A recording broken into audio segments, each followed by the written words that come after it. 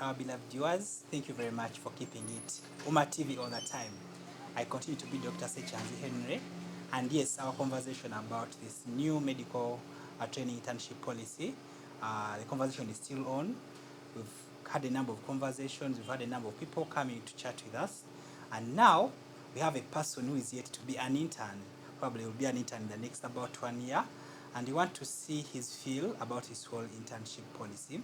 This person is a students leader at Makerere University. He's one of the leaders in the Makerere University Medical Students Association. And I remember back in the days when I was still a student, I was also a leader in MUMSA. So it's a pleasure having you, Eric, with us. Thank you very much for joining us. Maybe you could say hello to our viewers and introduce yourself. Yes. Thank you very much for having me, Dr. Sechanzi. My name is Adong Eric David. I am a fourth year medical student at Makerere University. And I also serve as the speaker of the Medical Students Association of Makerere University. Okay. Thank you. You are the mouthpiece of the association. Yes, you could say that I'm the mouthpiece of the association. Yes, so we are with the right person to discuss about his policy. And now, Eric, before we go into this policy in detail, there is this confusion that I've seen online of who a medical intern is. We've seen that, of course, we have other interns in all the other disciplines, social work, engineering, law, and people asking themselves, how come these other interns are not paid and the medical interns are paid? So what is special about a medical intern that requires them to be paid that's different from all the other internship positions? Because many of them are really not paid and medical interns are paid. So what is the issue with medical interns that is so special from all the other disciplines? Now, I think that confusion comes in from failure to understand what a medical intern is, and partly from use of that term, intern, within the definition. So a medical intern, first of all, this is a graduate of a medical degree that undergoes a 1-year transitional training period on a partial license, such that they can gain full licensure to do independent medical practice. So the confusion comes in from the word intern. And you know, other disciplines also have people called interns. The difference is that for these ones, they tend to practice for about 1 month, 2 months, and they don't work under a provisional license. So these are students. Medical interns, we've said, are graduates. And the difference, I could liken it to being a graduate trainee. So they are not students in that sense. So a graduate trainee would be a better description of who a medical intern is than the word medical internship. Probably, you could say that, though I think it would be better to formally adopt calling them as junior house officers to remove out that confusion. Yes. Awesome. Thank you very much for that. You've told us who a medical intern is and what they do. And maybe to somebody who doesn't exactly know what medical interns do in hospitals, could you break it for them? Because it has been said that they do close to 75, more than 70% of the work in hospitals. So someone would wonder, what does this entail? What is involved in this? Could you break this for us, maybe to people who don't know what exactly they do in hospitals? So now, medical interns, as a starting point, they are the first health workers you will encounter. And interns, we have them in disciplines such as the pharmacy, we have them in nursing, we have them as medical doctors as well, during the transition period, and the dental surgeons as well. Okay. So these are the very first people that you will encounter. They make up majority of the workforce within our public hospitals and some private non-for-profit hospitals. Okay. So these are the first people that you encounter, and they do 75%, almost 75% of the work in these hospitals. Okay. And this includes triage of patients. They take part in minor surgeries. They will clock the patients. They dispense drugs. They prescribe. And they do some major surgeries. For example, I've interacted with some, and it may be known publicly that throughout internship, somebody may end up doing close to 100 or more cesarean sections for those that rotate in obstetrics. So that is just the scope of their work in brief. Wow. Thank you very much for that. Yes. And to our viewers out there, imagine being operated on by somebody who has not had a meal in the last 12 hours. Yeah. Of course, definitely will be that person will be a danger to you, and we should all push for these policies so that it can be revised. Otherwise, if it goes like it is right now, it's very possible that actually can land in hands of a very tired doctor who is hungry and angry for that matter, and it could be a danger to you. Now, whom do you pay? Do you pay those who have been in the government universities? How about those who have been in the private universities? Because internship is not employment per se, but it's just a period when you are strengthening your clinical skill. This bill, in its current form, it has it that the graduate trainees or the junior house officers, for that matter, now that we've chosen to adopt that term, those who have been sponsored by government throughout their training will continue to receive this support. However, those that were privately sponsored, they will have to be catered for by their parents or their guardians, for that matter. And we want to know the plight of these privately sponsored graduate trainees. How will it be like? Eric, I don't know if you're a privately sponsored student or you're a government sponsored student, but what will be the plight of these graduate trainees who are sponsoring themselves for their medical training? Yes. Now, to clarify, I am a privately sponsored student. And so this statement comes as a personal, sort of like an attack to us. So there is a very interesting book called Animal Farm by George Orwell. And within this book, there's something, a theme that comes out where they say, all animals are equal, but some animals are more equal than others. So Yes. this is something that the minister is pushing by saying that they will continue funding the government-sponsored students. So is that to say that the government-sponsored students will do more work than the privately sponsored students? And how does this affect the resilience of our healthcare system? So we are outrightly rejecting that statement, and we are preventing that division within our ranks. So as the future interns, as the current interns, as the senior doctors out there, we are all calling for this, to reject that statement and the policy in its current form. Okay. Yes.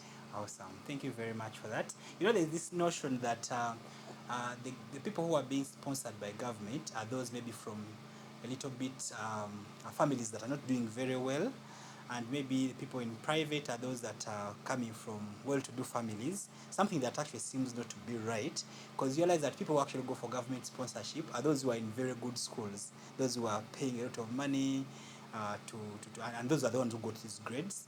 And then when they finish, they get government sponsorship. So it's likely that actually these are the kids of the rich who are on government sponsorship, and they're the ones that they want to continue sponsoring. Don't you find that a bit troubling? Yes, that is quite troubling because the government sponsorship has different tiers. There's those who come on merit. That is, the grades are the ones which got them there. And historically, it has been those that are in the well-performing schools, sometimes well-financed by their parents, that end up getting onto that. Then there's the district quota, but that again takes up a very minimal number. Then we have those on sports, and again it is these same powerful schools, I should say, that have more people taking up this the positions on the sports scheme. And then there's that for those with disabilities and all. But it is not to say that those that are less that have a less financial standing are the ones that are on this government sponsorship. So that isn't true. Okay. Yes. I mean, and you're saying that there's no segregation. You all need to be treated equal.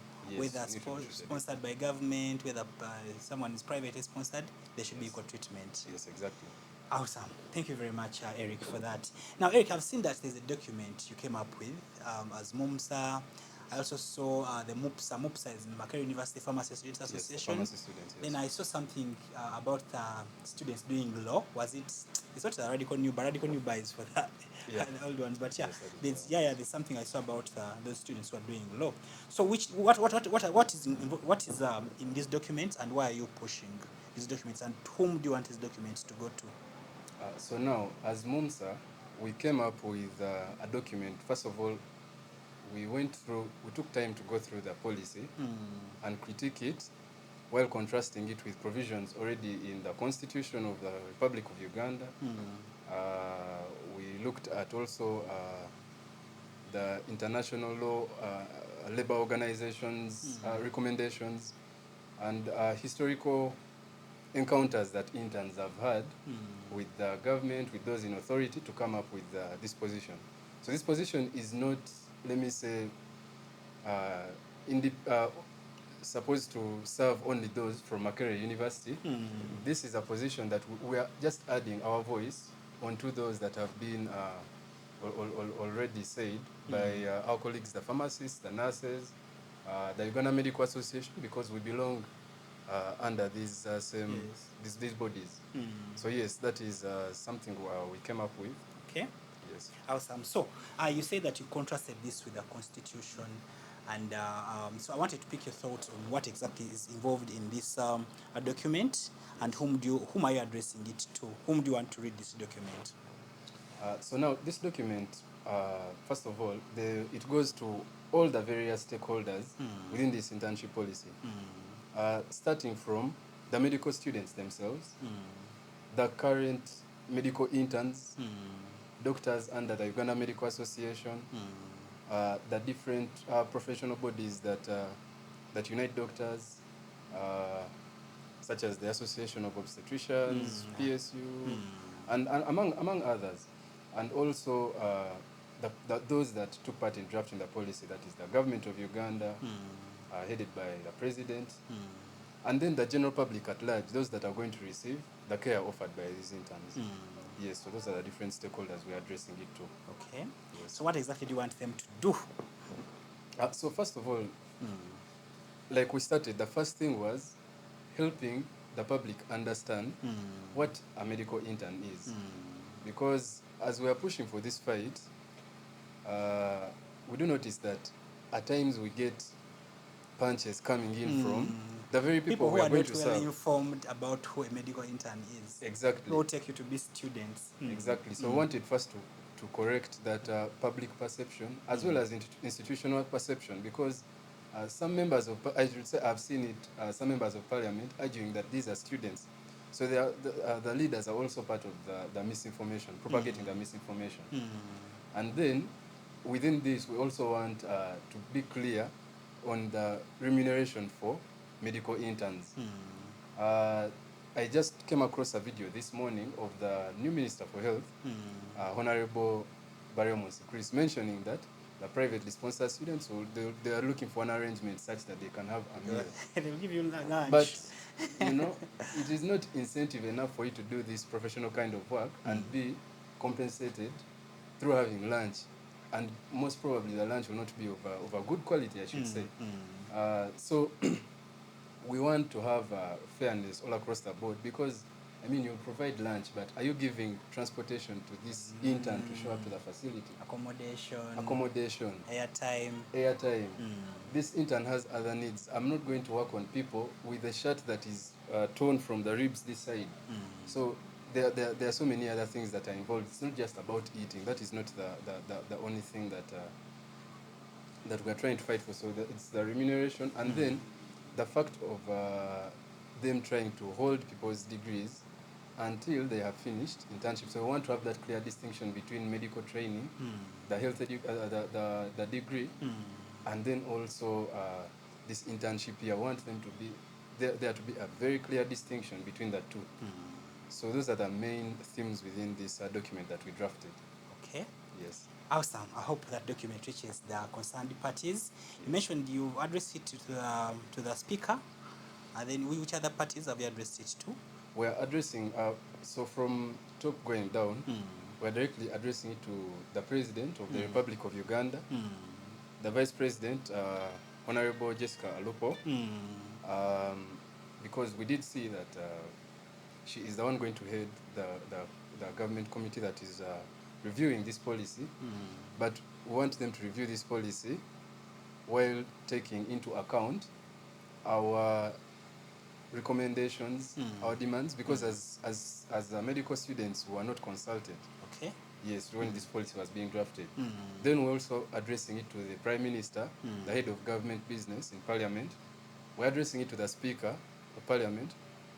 We're addressing it to the Minister of Health and the Ministry of Health and all the commissioners under that. We're also sending it out to the principal of our college, the dean, medical students at large, and then the general public. So everybody has to know what our views are.